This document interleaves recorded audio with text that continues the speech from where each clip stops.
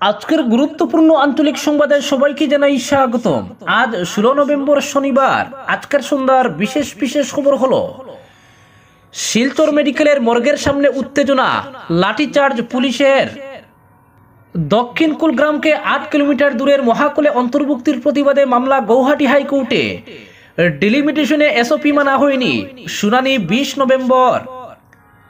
Badarpur circle কার্যালয় বহাল রাখার দাবিতে আন্দোলনের ডাক নাগরিক সভায়। অনলাইন ট্রেডিং কেলেঙ্কারি, 5 রাজ্যের 92টি স্থানে সিবিআইয়ের অভিযান। ভয়াবহ সড়ক দুর্ঘটনা দেরাদুনে, ট্রাক ও গাড়ির সংঘর্ষে মৃত্যু 6 কলেজ পড়ুয়ার। অভিযুক্তদের গ্রেফতারের দাবিতে পথে নামলেন মানুষ। বিহারায় যুবক খুনের 4 দিন পার, ক্লু পায়নি পুলিশ। 7 দিনের সময় বেঁধে গণতান্ত্রিক আন্দোলনের হুমকি। পরিস্থিতি উন্নতির কোনো লক্ষণ নেই, বিপজ্জনক হয়ে পড়েছে দিল্লির বাতাস। দিল্লির বায়ু দূষণে ডাকল তাজমহল। এবং সর্বশেষ খবর কি হলো, পঞ্চায়েত ভোটে একাই লড়বে বিজেপি, বললেন মন্ত্রী জয়ন্ত মল্ল বড়ুয়া। গুয়াহাটি বিমানবন্দর থেকে পান্ডুঘাট অবধি সি প্লেনের মহড়া, টাকার শ্রাদ্ধ, বললেন গৌরব গগৈ। এবারে শুনুন বিস্তারিত খবর। 10 কুকি বন্দুকধারীর মৃতদেহ ময়নাতদন্তের পর নিয়ে যাওয়ার সময় বাধা প্রদান করলে পুলিশের সঙ্গে সংঘর্ষ সৃষ্টি হয়। আজ সকালে শিলচর মেডিকেল কলেজের মর্গ থেকে মৃতদেহ নিয়ে যাওয়ার সময় পুলিশ বাধা দিলে কুকি সম্প্রদায়ের লোকেরা উত্তেজনা সৃষ্টি করেন। পুলিশকে লক্ষ্য করে পাথর নিক্ষেপ করেন। আহত হয়েছেন পুলিশ কর্মী। পরিস্থিতি নিয়ন্ত্রণ করতে পুলিশ লাঠিচার্জ করতে বাধ্য হয়। এই ঘটনার খবর পেয়ে ঘটনাস্থলে দলবল নিয়ে কাছাড় পুলিশ সুপার নুমল মাহাতো সহ ডিআইজি কঙ্কনজ্যোতি শইকিয়া উপস্থিত হন। কিছু সময় পর পরিস্থিতি নিয়ন্ত্রণে আসে। অপরদিকে বদরপুর সার্কল কার্যালয় বহাল রাখার দাবিতে আন্দোলনের ডাক নাগরিক সভায়। বদরপুর সার্কল কার্যালয়টি বহাল রাখার দাবিতে বদরপুর সুরক্ষা মঞ্চের ডাকে বদরপুর চৌমাথায় এক নাগরিক সভা অনুষ্ঠিত হয়। সভায় পৌরোহিত্য করেন প্রাক্তন জেলা পরিষদ সদস্য ডক্টর নিলয়কান্তি পাল। সভায় প্রত্যেক বক্তা বদরপুর সার্কল কার্যালয় বহাল রাখার জন্য আন্দোলনের ডাক দেন। তারা বলেন, সার্কল কার্যালয় সরে গেলে এলাকার জনগণের ভোগান্তির সীমা থাকবে না। সরকারি কাজকর্ম করতে গিয়ে যেসব নথিপত্রের দরকার তা বের করতে গিয়ে অনেক কষ্টের সম্মুখীন হবেন জনগণ। এজন্য বক্তারা একজোট হয়ে আন্দোলনে নামার সিদ্ধান্ত নেন। পাশাপাশি বদরপুর রেল জংশনের নাম কোনো অবস্থায় পাল্টানো যাবে না বলে হুঁশিয়ারি দেন। সবাই জানানো হয়, আগামীতে বদরপুর সার্কলে অবস্থান ধর্মঘট, ভাঙ্গা, বসলা, এংলার বাজারে নাগরিক সভা করা হবে। এতেও কাজ না হলে জেলা সদর ও দিশপুরে গিয়ে আন্দোলন করা হবে। অপরদিকে বিহারায় যুবক খুনের 4 দিন পার, ক্লু পায়নি পুলিশ। অভিযুক্তদের গ্রেফতারের দাবিতে পথে নামলেন মানুষ। গত সোমবার সকালে বিহারায় খুন হওয়া গোপাল সিনহার হত্যাকারীদের এখন পর্যন্ত আটক করতে পারেনি পুলিশ। এ নিয়ে এলাকায় ব্যাপক ক্ষোভ বিরাজ করছে। অভিযুক্তদের 70 আটক করার দাবিতে এলাকাবাসী এক মৌন মিছিল করেন। এতে অন্যান্যদের মধ্যে অংশগ্রহণ করেন শিলচর জেলা কংগ্রেস সাধারণ সম্পাদক সন্দীপ দাস, প্রাক্তন 2 জিপি সভাপতি মৃদুল কান্তি চক্রবর্তী, দীপন চন্দ্র রায়। তারা প্রাথমিকভাবে স্থানীয় পুলিশকে আগামী 7 দিনের সময়সীমা বেঁধে দিয়ে বলেছেন, এর মধ্যে দোষীকে গ্রেফতার করা না হলে পরবর্তীতে গণতান্ত্রিক পদ্ধতিতে লাগাতার আন্দোলন শুরু করা হবে। প্রসঙ্গত, গত সোমবার ভোরে সয়ারন বস্তির গোপাল সিনহার মৃতদেহ বিহারা দেশবন্ধু ক্লাবের উল্টো দিকের গলিতে উদ্ধার হয়। কে বা কারা তাকে খুন করে ওই জায়গায় ফেলে গিয়েছিল। পুলিশ গোয়েন্দা কুকুর নিয়ে তদন্তে নামলেও কোনো ক্লু পায়নি। পরবর্তীতে বিহারার এক চাটের দোকানের মালিক সহ অন্য 2 ব্যক্তিকে জিজ্ঞাসাবাদের জন্য স্থানীয় পুলিশ ফাঁড়িতে নিয়ে যাওয়া হলেও লাভ হয়নি। গোপাল সিনহার হত্যাকাণ্ডের সঙ্গে জড়িতদের সন্ধান এখনো পর্যন্ত পায়নি পুলিশ। অপরদিকে দক্ষিণ কুলগ্রামকে 8 কিলোমিটার দূরের মহাকুলে অন্তর্ভুক্তির প্রতিবাদে মামলা হাইকোর্টে। ডিলিমিটেশনে এসওপি মানা হয়নি, শুনানি 20 নভেম্বর। বদরপুর গ্রাম পঞ্চায়েত ডিলিমিটেশনের চূড়ান্ত তালিকা প্রকাশ হওয়ার পর করিমগঞ্জ জেলায় ব্যাপক অনিয়ম হওয়ার অভিযোগ আসছে। এ নিয়ে জেলায় বেশ ক্ষোভ পরিলক্ষিত হচ্ছে। এসওপিকে মান্যতা না দিয়ে জিপি ডিলিমিটেশন করার ফলে মানুষের দুর্ভোগ মারাত্মক আকারে বাড়বে। কারণ গ্রাম পঞ্চায়েত ব্যবস্থা সরকার গ্রামীণ মানুষের সুবিধার্থে করেছে।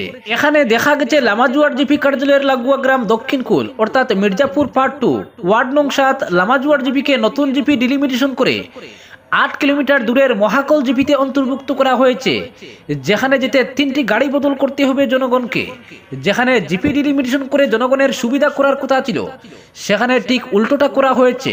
সরকারের বেঁধে দেওয়া এসওপিকে বুড়ো আঙ্গুল দেখানো হয়েছে। জনসাধারণ ডিলিমিটেশনের খসড়া তালিকা প্রকাশ হওয়ার পর সরকারি নিয়মে দাবি আপত্তি জানালেও তা কোনো কাজে আসেনি। শেষ পর্যন্ত জনসাধারণ এক কাট্টা হয়ে আইনি লড়াইয়ের সিদ্ধান্ত নেন। জিপি ডিলিমিটেশন প্রক্রিয়াকে চ্যালেঞ্জ জানিয়ে দক্ষিণ কুল ভিলেজ ডেভেলপমেন্ট কাউন্সিল গৌহাটি হাইকোর্টে মামলা দায়ের করেছে। মামলা নম্বর WPC 5771/2024। মামলায় আসাম সরকার সংশ্লিষ্ট বিভাগ সহ মোট 7 জনকে অভিযুক্ত করা হয়েছে। গৌহাটি হাইকোর্ট খুব গুরুত্বপূর্ণভাবে মামলাটি দেখছে। ইতিমধ্যে 2টি শুনানি হয়ে গেছে, আগামী 20 নভেম্বর ফের শুনানি হবে।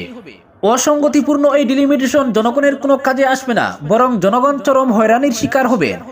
বাড়ির পাশে জিপি কার্যালয়ে রেখে ওইসব জনগণকে 10-12 কিলোমিটার দূরের জিপির সঙ্গে সংযুক্ত করা হচ্ছে। এ ব্যাপারে বদরপুর উন্নয়ন খণ্ডের অধীন লামাজুয়ার জিপির দক্ষিণ কুল ভিলেজ ডেভেলপমেন্ট কাউন্সিল খসড়া তালিকা সংশোধন করার জন্য গত 19 এবং 20 সেপ্টেম্বর ক্লেম অবজেকশন করে 25 সেপ্টেম্বর হিয়ারিং হয়, তাতে কোনো কাজ হয়নি। বাধ্য হয়ে দক্ষিণ কুল ভিলেজ ডেভেলপমেন্ট কাউন্সিল গৌহাটি হাইকোর্টের দ্বারস্থ হয়ে এই ডিলিমিটেশনের বিরুদ্ধে মামলা দায়ের করে। ইতিমধ্যে 2টি শুনানি হয়েছে, তৃতীয় শুনানি আগামী 20 নভেম্বর। এদিকে সরকার পক্ষ থেকে আদালতে বলা হয়েছে ডিলিমিটেশন এখনো চূড়ান্ত হয়নি এবং এই প্রক্রিয়া শেষ না হওয়া পর্যন্ত পঞ্চায়েত নির্বাচন হবে না বলে আদালতে জানিয়েছে। কিন্তু কাউন্সিলের কর্মকর্তারা জানান সরকার কর্তৃক পঞ্চায়েত ডিলিমিটেশন করা হচ্ছে গ্রামীণ জনসাধারণের সুবিধার্থে, কিন্তু বাস্তবে তা জনসাধারণকে হেনস্থা করার জন্য করা হচ্ছে। যারা এই ডিলিমিটেশনটি করে দিয়েছে তারা সরকারের দেওয়া এসওপি পড়তে পারেনি কিংবা বুঝতে পারেনি। এক কথায় সরকারকে বুড়ো আঙ্গুল দেখানো হয়েছে। তাই সম্পূর্ণ ডিলিমিটেশন প্রক্রিয়াটি বিসঙ্গতিপূর্ণ হয়েছে। কয়েকটি উল্লেখযোগ্য বিষয় হলো, যেখানে এসওপিতে উল্লেখ আছে যে জিপিগুলো বিধানসভা ডিলিমিটেশনে পায়নি সেই জিপিগুলো যেভাবে আছে সেভাবেই থাকবে, কিন্তু উল্টো ওই জিপিগুলোকে টুকরো টুকরো করে দেওয়া হয়েছে। 2001 সালের জনসংখ্যা অনুপাতে জিপি কার্যালয়ের পার্শ্ববর্তী সেন্সাস ভিলেজে অর্থাৎ রেভিনিউ ভিলেজ দিয়ে গঠন করতে হবে। এখানে লামাজুয়ার জিপি কার্যালয় যে সেন্সাস ভিলেজের অধীনে আছে, এই ভিলেজ মির্জাপুর পার্ট 2কে প্রায় 8 কিলোমিটার দূরে মহাকল জিপিতে দেওয়া হয়েছে। যে রেভিনিউ ভিলেজ বা সেন্সাস ভিলেজগুলি দিয়ে যে জিপি তৈরি করা হবে, সেই সেন্সাস ভিলেজগুলিকে 2টি জিপিতে ভাগ করা যাবে না।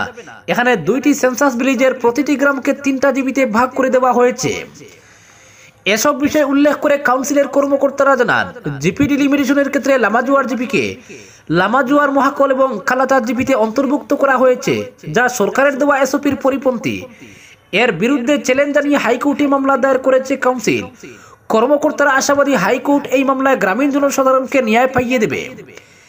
এই মামলায় কাউন্সিলের পক্ষে লড়ছেন আইনজীবী আবুল কাসিম তালুকদার সহ সুপ্রিম কোর্টের একজন আইনজীবী। মামলায় অভিযুক্ত করা হয়েছে সংশ্লিষ্ট বিভাগীয় কর্মকর্তা সহ সরকার পক্ষকে। অপরদিকে পঞ্চায়েত নির্বাচনে বিজেপি একাই প্রতিদ্বন্দ্বিতা করবে, এই মন্তব্য মন্ত্রী জয়ন্ত মল্ল বড়ুয়ার। সংবাদ মাধ্যমের সামনে তিনি বলেন, আগেও বিজেপি পঞ্চায়েত নির্বাচনে এককভাবে প্রতিদ্বন্দ্বিতা করেছে, তবে বিধানসভা ও লোকসভা নির্বাচনে বিজেপি অগপ ও ইউপিপিএল দলের সঙ্গে মিত্রতা বহাল থাকবে। এ নিয়ে সংবাদ মাধ্যমের সংবাদ পরিবেশন হলেও কোনো চিন্তার কারণ নেই। অগপ নেতা সত্যব্রত কলিতা ও কমলা কলিতার বিজেপিকে সমালোচনা প্রসঙ্গে প্রতিক্রিয়া প্রকাশ করে তিনি বলেন, বিজেপি ও অগপ বড় দল, যেখানে 2-1 নেতার মতের অমিল হতেই পারে, সেটা অগপ দলের সঙ্গে বিজেপির মিত্রতায় প্রভাব ফেলবে না। তার দাবি, অগপ ও ইউপিপিএল দলের সঙ্গে বিজেপির কোনো সংঘাত নেই। 5 কেন্দ্রের উপনির্বাচনে বিজেপি মিত্র দল 5 কেন্দ্রেই জয়ী হবে। কংগ্রেসের সমালোচনা করে তিনি বলেন, কংগ্রেস হতাশায় ভুগে বিভিন্ন ভিত্তিহীন অভিযোগ করছে। সামাগুড়িতে হার নিশ্চিত জেনেই রকিবুল হোসেন নির্বাচনী বিধির প্রসঙ্গ তুলেছেন। এদিকে সি প্লেন বা উভচর বিমানের পরীক্ষামূলক যাত্রার সূচনা করেছেন পর্যটন মন্ত্রী জয়ন্ত মল্ল বড়ুয়া। এই উভচর যানটি আকাশ ও জলপথে যাত্রা করতে সক্ষম। এদিন গুয়াহাটির বরজাড় বিমানবন্দর থেকে উড়ান শুরু করে পান্ডুঘাটে ল্যান্ডিং করে এই যানটি অসামরিক বিমান মন্ত্রক ও ডি হেভিল্যান্ড কোম্পানির যৌথ উদ্যোগে এই প্রকল্পটি শুরু হচ্ছে আসামে। শুক্রবার এর আনুষ্ঠানিক সূচনায় উপস্থিত ছিলেন রাজ্যের পর্যটন মন্ত্রী। তিনি বলেছেন, এই প্রকল্পটি চালু হলে আসামের পর্যটন শিল্পে ব্যাপক অগ্রগতি হবে। অপরদিকে পরিস্থিতির উন্নতির কোনো লক্ষণ নেই। বিপজ্জনক হয়ে পড়েছে দিল্লির বাতাস। এর মধ্যে উদ্বেগ বাড়িয়ে দূষণের চাদরে মুখ ঢাকল তাজমহল। পরিস্থিতি মোকাবিলায় শুক্রবার সকাল 8টা থেকে রাজধানীতে জারি হয়েছে নানা নিষেধাজ্ঞা। নির্মাণ কাজ থেকে 4 চাকার ডিজেল গাড়ি চলাচল নিষিদ্ধ হতে চলেছে। বৃহস্পতিবার দিনেও ঘন কুয়াশায় ঢাকা ছিল আগ্রার চারপাশ। কাছের জিনিসও ভালোভাবে দেখা যাচ্ছিল না। পর্যটকদের তোলা ছবিতে দেখা যাচ্ছে কাছ থেকেও নজর পড়ছে না তাজমহলের। সেই ছবি সোশ্যাল মিডিয়ায় শেয়ার করেন এক পর্যটক। কেন্দ্রীয় দূষণ নিয়ন্ত্রণ পরিষদের তথ্য অনুযায়ী এদিন আগ্রার বায়ু দূষণ সূচক ছিল 193। বায়ু দূষণের প্রভাব পড়ছে বাসিন্দাদের স্বাস্থ্যের উপরেও, যে কারণে জিআরপি 3 এর আওতায় শুক্রবার থেকে একগুচ্ছ পদক্ষেপের কথা ঘোষণা করেছে এয়ার কোয়ালিটি ম্যানেজমেন্ট কমিশন। নিষিদ্ধ হতে চলেছে জরুরি নয় এমন সমস্ত ধরনের নির্মাণ ও ভাঙ্গার কাজ। দিল্লি এবং জাতীয় রাজধানী অঞ্চলের গুরুগ্রাম, ফরিদাবাদ, গাজিয়াবাদ ও নয়ডার মতো এলাকায় পথে নামানো যাবে না BS3 এবং BS4 দূষণ মানকের ডিজেলের 4 চাকা গাড়ি। সাধারণ মানুষকে গণপরিবহন ব্যবহারে উৎসাহিত করতে বেশি সংখ্যায় বাস চালাবে সরকার। সেই সঙ্গে ডিজেল জেনারেটর চালানোর উপরেও জারি হয়েছে বিধিনিষেধ।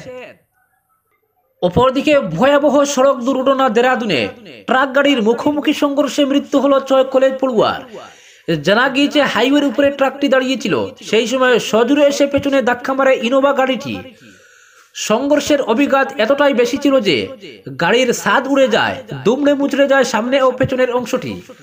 সম্পূর্ণ ছিন্নভিন্ন হয়ে যায় দুইজনের দেহ, দুমড়ে মুচড়ে গিয়েছে গাড়িটিও। ট্রাকটির পেছনের অংশ সামান্য ক্ষতিগ্রস্ত হয়েছে। দুর্ঘটনাটি ঘটেছে 12 নভেম্বর। সোশ্যাল মিডিয়ায় ভাইরাল হয়েছে দুর্ঘটনাগ্রস্ত গাড়ির ভিডিও।